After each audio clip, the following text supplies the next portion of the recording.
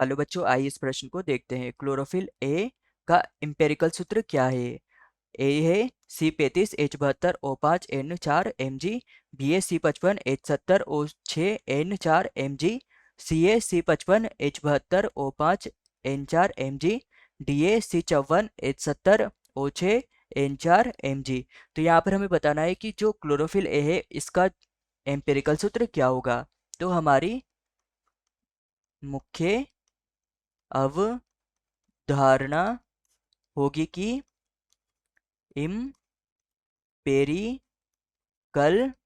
Empirical सूत्र क्या होता है।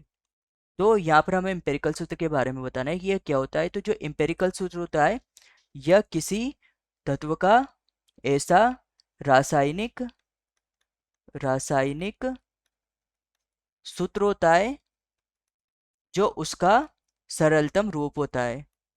सरलतम रूप होता है। इसमें जो अणु होते हैं उनके परमाणुओं की संख्या परमाणुओं की संख्या व उनके उनके अनुपात को अनुपात को सरलतम रूप से सरल इसमें जो यह अणुओं के जो परमाणु होते हैं उन्हें तथा जो उनका जो अनुपात हमें मिलता है उसको सरलतम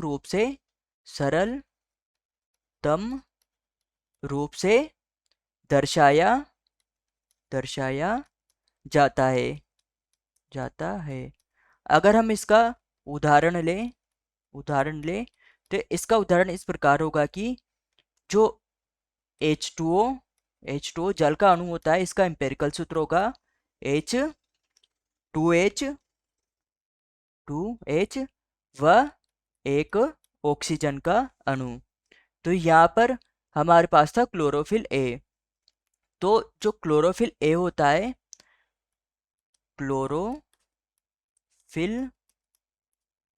ए होता है यह एक वर्णक है, प्रकाश वर्णक है तथा इसका जो एम्पिरिकल सूत्र है वह होगा C55H72O5N4 Mg। यह इसका एम्पिरिकल सूत्र होगा। तो हमारे पास ए था C35H72O5N4 Mg। तो यहाँ पर C35 है तो यह हो जाएगा गलत। बी है हमारे पास C55H70 जबकि इसमें H72 होता है तो यह भी गलत हो जाएगा। सी है हमारे पास C55H72O5N4 तो यह हमारा सही उत्तर होगा क्योंकि जो क्लोरोफिल है इसका एम्पिरिकल सूत्र यही होगा। डी है हमारे पास C54 तो यह गलत हो जाएगा क्योंकि C55 होता है तो यह भी गलत है। तो हमारा उत्तर होगा उत्तर सी। तो यहाँ पर हमारा प्रमुख सिद्धांत होगा कि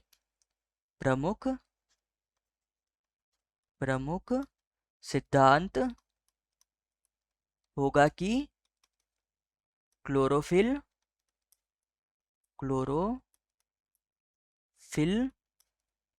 ए सभी प्रकाश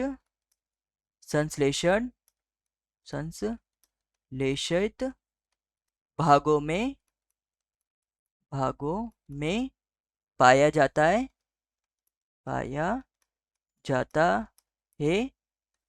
वह यह पादप भोजन बनाने में सहायक है। आशा है कि आप इसे अच्छी तरह समझ गए होंगे। धन्यवाद।